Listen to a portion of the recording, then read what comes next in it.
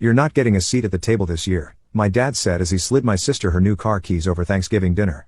All because I refused to cover her $60,000 student loan debt. I just smiled, set down my fork, and walked out. The next morning, they woke up to a locked garage, and a repossession notice, and then I never thought my parents could be so selfish. Not to this extent. Sure, they'd always favored my brother, Clark, and doted on my younger sister, Emma, but I didn't think they'd put me on the spot like this. Not on Thanksgiving, and definitely not in front of the entire family. Dinner was in full swing, the table heavy with perfectly roasted turkey, buttery mashed potatoes, and cranberry sauce that still had the faint ridges from the can. My dad had gone all out, as usual, every detail screaming, perfect family holiday. I should have known better. About halfway through the meal, just as my Aunt Michelle was telling some long-winded story about her fishing trip, my dad cleared his throat. He reached into his pocket, and pulled out a shiny set of car keys. I watched his eyes flick to Emma, who was busy trying to cut through an overly dry slice of turkey. "For our daughter," he said, holding the keys up for everyone to see, the polished metal catching the soft glow of the chandelier. "The one with a bright future ahead." Emma looked up, her fork hovering awkwardly mid-air. My brother, Clark, leaned back in his chair, already smirking. My mom topped off her wine glass, suddenly very focused on the bottle's label. I felt the eyes of half the table swing in my direction, the unspoken comparison hanging thick in the air. My dad set the keys down in front of Emma, whose face turned a deep shade of red. She looked at me, clearly uncomfortable. She hadn't asked for this, I knew that. She's 20, a college kid just trying to figure out life. She's not the problem. But my dad wasn't done. "You're not getting a seat at the table this year," he said, his tone sharp, deliberate. "Not after you refused to help your sister out." The room went dead silent, the only sound the soft clink of my aunt's fork as it hit her plate. I felt the blood rush to my face. I didn't need to ask what he meant. A few months back, my parents had casually mentioned that they expected me to cover Emma's $60,000 student loan debt. Just because I had a steady job, had paid off my own loans, and bought my first house. Just because I had finally managed to crawl out of the financial quicksand of my 20s. When I told them no, that I couldn't and wouldn't take on that kind of burden, my dad had gone cold. My mom had muttered something about family loyalty. And my brother had just smirked like he was watching a TV drama unfold. But this was a new low. Emma's face had turned a painful shade of pink. I could see the panic in her eyes. She hadn't asked for any of this. The worst part was, I knew my parents had been planning this ambush for weeks. My cousin Samantha had texted me a warning last Sunday after overhearing my dad on the phone with my uncle, discussing how they were going to bring Jackie back into line at Thanksgiving dinner. I brushed it off as typical family drama, assuming they'd just lecture me in private about family responsibility. Never did I imagine they'd orchestrate a public shaming. The irony wasn't lost on me either. When I was struggling through college, working 2 jobs while maintaining a full scholarship, they'd barely acknowledged my existence. My dad had repeatedly told me I needed to learn independence and build character through hard work. Yet here they were, expecting me to shoulder Emma's debt without question, as if my hard-earned financial stability was community property. My mom kept her eyes on her plate, swirling her wine like the answer might be hidden in the glass. Clark just crossed his arms, clearly enjoying the show. He'd always been the golden child, despite his string of failed business ventures that my parents had quietly bailed him out of over the years. The double standard was glaring, his failures were learning experiences, while my successes were simply expected resources for the family to tap into whenever needed. I glanced around the table. My uncle Larry shifted uncomfortably, my cousin Samantha shot me a sympathetic glance, and my grandmother just shook her head slowly, disappointment etched into her lined face. Aunt Michelle, always the loudest voice in any room, finally broke the silence. "Now hold on," she said, setting her fork down with a clatter. "That's not fair. Jackie's not responsible for anyone else's debt." My dad shot her a withering look, his eyes narrowing as he prepared to fire back. "Family is supposed to support each other," he said, his voice tightening. "That's what this is about." I felt the heat rising in my chest, the kind that makes your pulse pound in your ears. I pushed my chair back slowly, the legs scraping against the polished wood floor. I looked at Emma, gave her a small nod, just enough to let her know it wasn't her fault, then turned and walked out of the room. I didn't slam the door.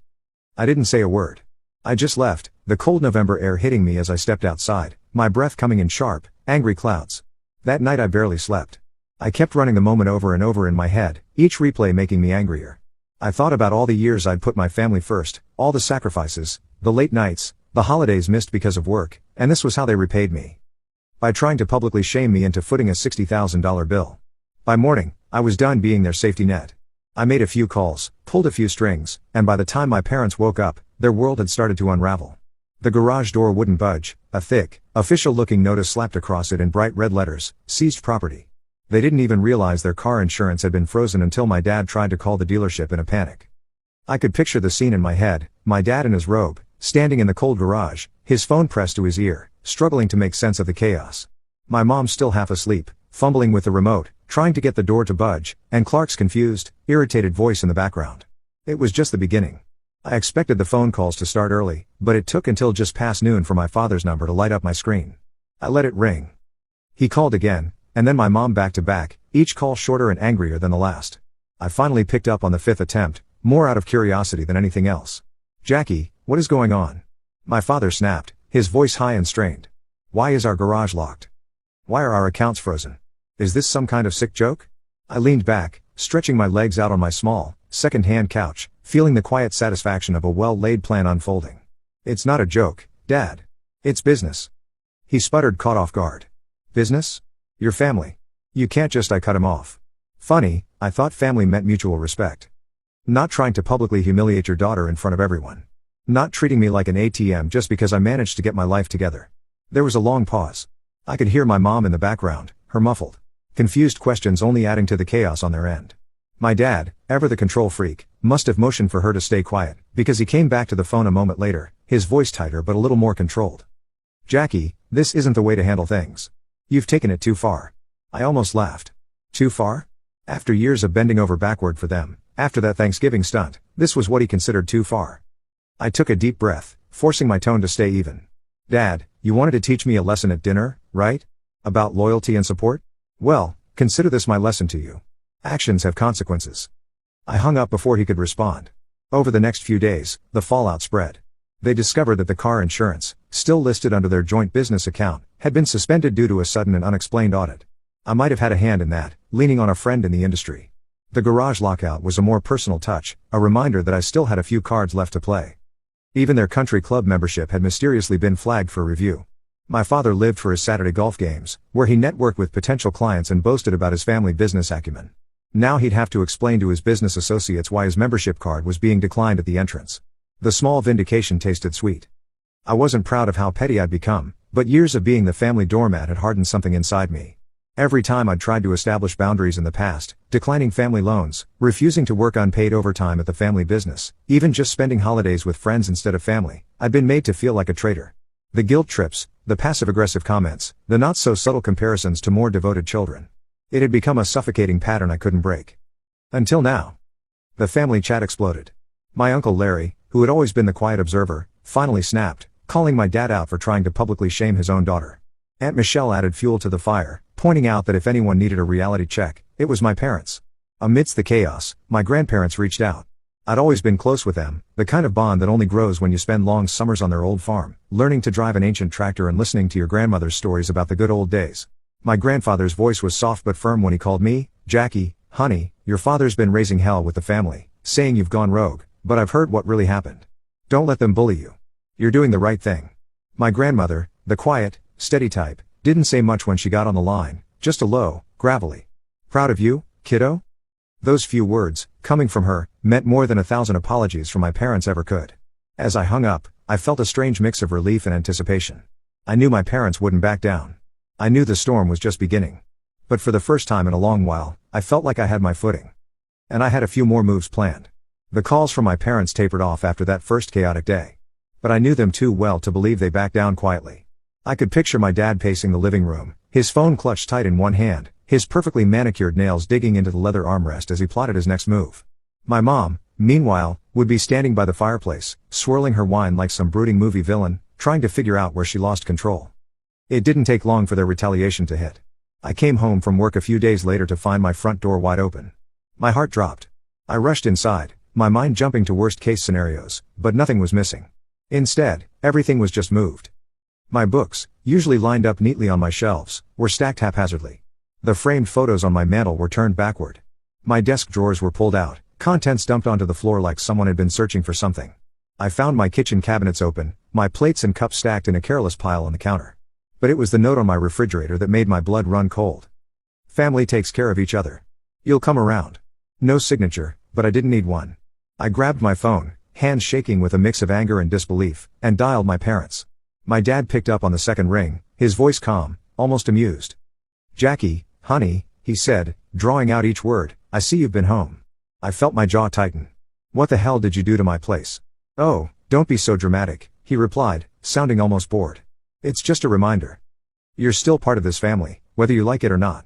You can't just cut us off without consequence. I closed my eyes, leaning against the wall, forcing myself to breathe. I wanted to scream at him, to let years of pent-up frustration pour out, but I knew better. He thrived on that kind of chaos. Breaking into my houses and family, I said, my voice low, barely controlled. It's a crime. He let out a small, mocking laugh. Don't be so dramatic, Jackie. We just needed to remind you where you come from. I hung up, my mind racing. He had crossed a line, a big one.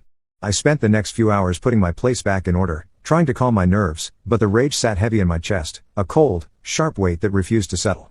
Then, just as I was about to call it a night, my doorbell rang. I froze, my mind immediately jumping to the worst. But when I opened the door, it wasn't my parents standing there. It was Emma. She looked pale, her eyes darting nervously as she stepped inside, glancing over her shoulder like she expected someone to follow her. Jackie, I need to talk to you, she said quickly, her voice shaky. Mom and Dad, they're planning something else. Something worse.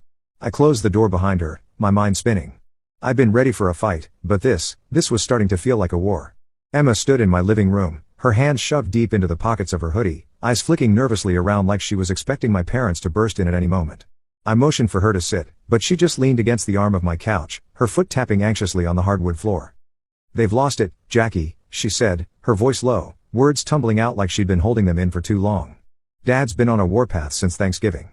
He's talking about cutting you off completely. He even mentioned selling Grandpa's old house, the one he promised you. My stomach tightened. That house wasn't just a piece of property.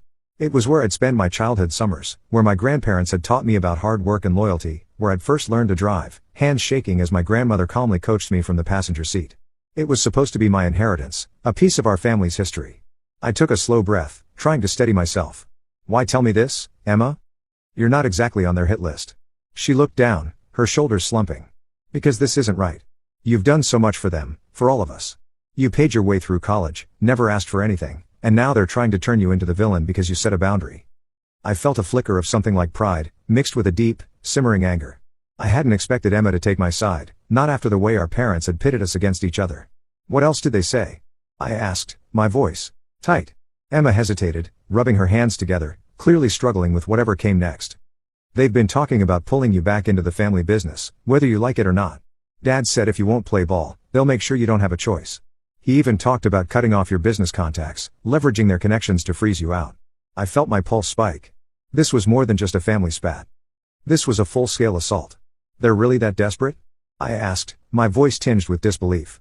Emma met my eyes, a mix of guilt and fear flashing across her face. They don't see it as desperate. They see it as teaching you a lesson. They think you're being ungrateful, that you owe them for raising you. A bitter laugh escaped me before I could stop it. The audacity? After everything I'd done to stand on my own 2 feet, they still saw me as a piece on their chessboard, something to be controlled and manipulated. Emma's eyes dropped to the floor again, her foot still tapping. I just thought you should know. I don't want to be part of this. I didn't ask for the car, and I definitely didn't ask to be used as a pawn in their games. I reached out, clapping her on the shoulder. I know, girl. I appreciate you telling me. She gave me a small, shaky nod before heading for the door. Just before she stepped out, she paused, turning back to look at me. Jackie, just be careful. They're not playing fair anymore. As the door closed behind her, I sank into my couch, the weight of her words settling over me. I'd underestimated just how far my parents were willing to go. I'd thought the garage stunt and the house break-in were desperate moves, but this was something else entirely. If they wanted to play dirty, fine. My thoughts drifted to my childhood, when I'd first realized how conditional my parents' love really was. I was 10 when I'd won second place in a regional science fair. Instead of congratulating me, my father had spent the entire car ride home analyzing why I hadn't taken first, how I needed to try harder next time.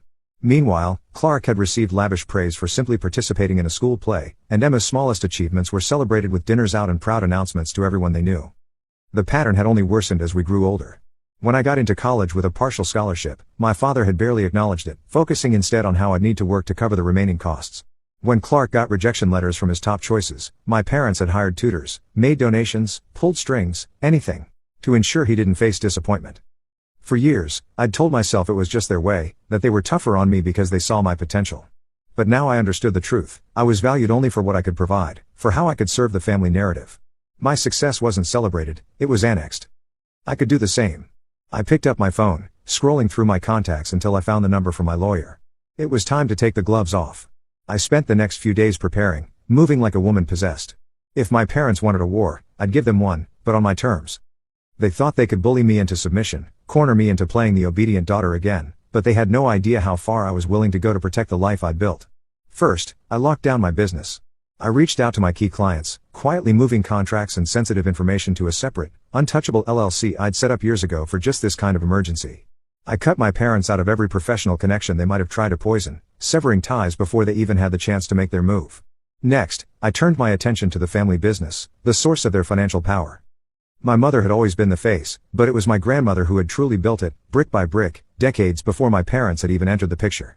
What my father had conveniently forgotten in his fury was that my grandmother had never really trusted anyone but me to manage the finances. I met with my grandmother at her favorite diner, the one with cracked vinyl seats and greasy bacon that she swore kept her heart strong. She was already waiting, a cup of black coffee in her hand, her sharp eyes tracking me as I slid into the booth across from her. "Jackie," she said, her voice low and rough from years of chain smoking. "I hear your father's stirring up trouble." I nodded, not bothering to sugarcoat it. He broke into my house, messed with my things, and now he's talking about cutting me out of the family business entirely. He's even threatening to sell your old house, the one you promised me. She sighed, her leathery hands tightening around her mug. I figured it had come to this. He's always been a bit too controlling for his own good. I leaned in, my voice dropping. "Grandma, I need your help. I can't let them take everything I've worked for. I won't let them turn me into a pawn in their games." She leaned back, studying me for a long moment, the wrinkles around her eyes deepening as a small, approving smile crept onto her face. "I was wondering when you'd finally stand up to them. Took you long enough." We spent the next hour outlining a plan, her voice steady as she laid out the details. By the time we left the diner, I had the full support of the family matriarch behind me. My grandfather had already quietly transferred the deed to his old house into my name, cutting my parents out completely. Back in my car, I made a final call to my lawyer. I had him draft a restraining order, making it crystal clear that any further harassment from my parents would land them in court. The next morning, I sent the paperwork to their house. I could imagine my dad's face as he opened the thick envelope, his fingers trembling as he realized just how badly he'd miscalculated. Just as I set the envelope in my mailbox, my phone buzzed. It was a text from Emma. "Thanks for standing up for yourself, Jackie. I'm with you on this. I'll handle Mom and Dad." I leaned against my car, the cold morning air sharp in my lungs, a strange calm settling over me. My sister, the one person in this mess who had never once asked for a handout, had finally found her voice. It felt like the first real victory in this whole twisted game. I turned to head back inside, a small, satisfied smile pulling at my lips. My parents had played their hand, but they hadn't counted on me turning the entire table against them. It was almost over. It took a few days, but the fallout finally hit. My parents, who had always controlled our family's narrative, suddenly found themselves on the outside looking in. I hadn't heard from them directly since I sent the legal papers, but I heard the whispers through the family grapevine. My uncle Larry told me my father had been calling every relative, trying to rally support, but most of them had already made up their minds. Then, one morning, I got a text from Emma. "Grandpa and Grandma want you to come by. It's important." The message was short, but I could feel the weight behind it. I pulled into my grandparents' long gravel driveway later that evening, the crunch of the stones under my tires somehow both comforting and ominous. Their old house, the one now in my name, loomed against the dimming sky, the windows glowing with warm, yellow light. It felt like driving back into my childhood, into a world that was both familiar and irrevocably changed. Inside, I found my grandparents in the living room, sitting close together on their well-worn couch. My grandmother had a stack of thick manila folders on the coffee table, her reading glasses perched low on her nose. My grandfather gave me a tight, knowing smile, his eyes a little glassy, his frail hands folded in his lap. Emma sat nearby, her head down, fingers nervously tapping against her knee. My grandmother looked up as I entered, her sharp, gray eyes locking onto mine. She set the folder down, slowly pulling off her glasses. "Sit down, Jackie." I took the chair across from them, the same creaky old armchair I used to curl up in as a kid, listening to my grandmother's stories about the family business and the sacrifices she'd made to build it. I leaned forward, my elbows resting on my knees, my heart beating a little faster than usual. "Jackie," my grandfather started, his voice steady but tinged with a deep, unspoken sadness. "We've made some decisions. Hard ones." My grandmother cleared her throat, her hands clasped tightly together. "Your parents have forgotten what this family stands for. They've crossed lines I never thought they would, and I can't let them tear this family apart any further." She paused, her jaw tightening, the deep lines around her mouth growing more pronounced. "We're cutting them off. Completely." I blinked, the weight of her words hitting me like a punch to the chest. I had expected a confrontation, maybe a tough conversation about family loyalty, but this was something else. "They've lost sight of what's important." My grandfather continued, his voice growing a little stronger, A flicker of the fire I remembered from my childhood. Family isn't about control. It's not about money or power. It's about trust, respect, and love. And they've broken that. My grandmother leaned forward, sliding the stack of folders toward me. We've updated our wills. Everything we have, the house, the business shares, the land, it's all going to you and Emma. I stared at the folders, my pulse pounding in my ears. This was more than just a gesture. This was a complete shift in the family's power structure. It meant that my parents, who had built their entire lives around controlling the family business, would be left with nothing but their pride. I felt a strange, heavy mix of relief and guilt, the kind that makes your chest feel tight and your stomach twist. "Grandma, are you sure?" I managed, my voice coming out rougher than I intended. "They're still your children." Her eyes hardened, the steel of a woman who had built an empire from nothing, who had fought her way up from the bottom and never forgotten what it cost her. "They stopped acting like my children the day they turned on you. I can't change what they've become, but I can protect what I've built." Emma shifted in her seat, finally looking up. "I told them this was coming. I warned them to back off, to respect your boundaries, but they didn't listen." I leaned back, running a hand through my hair, trying to process everything. It felt surreal, like the final act of a play I hadn't realized I was starring in. "We're also formally transferring the deed to this house into your name," my grandfather added, his hand tightening around my grandmother's. "It's yours now. It always was, in our hearts."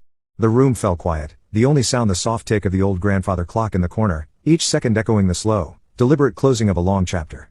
Finally, my grandmother let out a long, weary sigh, her shoulders sinking into the couch. "Don't let them drag you back into their games, Jackie." She reached across the table, her weathered hand taking mine. "You know," she said, her voice suddenly stronger, "I was just like you at your age. My own parents tried to control everything, who I married, where I worked, how I raised my children." She smiled, a flash of the fierce woman she must have been in her prime. "It took me too many years to break free. I wasted decades trying to please people who were never going to be satisfied." My grandfather nodded, his eyes misty with memories. "Your grandmother built this business when everyone told her a woman couldn't succeed in this industry. She faced obstacles you couldn't imagine, bankers who wouldn't give her loans without a male cosigner, suppliers who wouldn't deal with her directly, competitors who spread rumors to damage her reputation. And your father," my grandmother continued, "watched me fight those battles, but somehow missed the lesson. He saw the success but not the struggle. He inherited privilege he didn't earn and confused it with personal achievement." She squeezed my hand tighter. "Don't let that happen to you." Emma spoke up, her voice small but determined. "I don't want their money anymore. Not if it comes with all these strings. I'd rather figure out my own way, like Jackie did." The pride I felt for my sister in that moment was indescribable. Maybe this painful family rupture would be the making of her too. Build your life. Make it your own. I stood, feeling a strange lightness, like a weight I hadn't even realized I was carrying had finally been lifted. I hugged them both, their frail frames still surprisingly strong as they pulled me close. As I walked back to my car, the cold night air sharp against my face, I felt something I hadn't in years, true freedom. The kind that comes not just from financial security, but from finally breaking the chains of expectation and guilt. I took a deep breath, the winter air filling my lungs, and smiled. For the first time in a long while, I felt like I could finally breathe.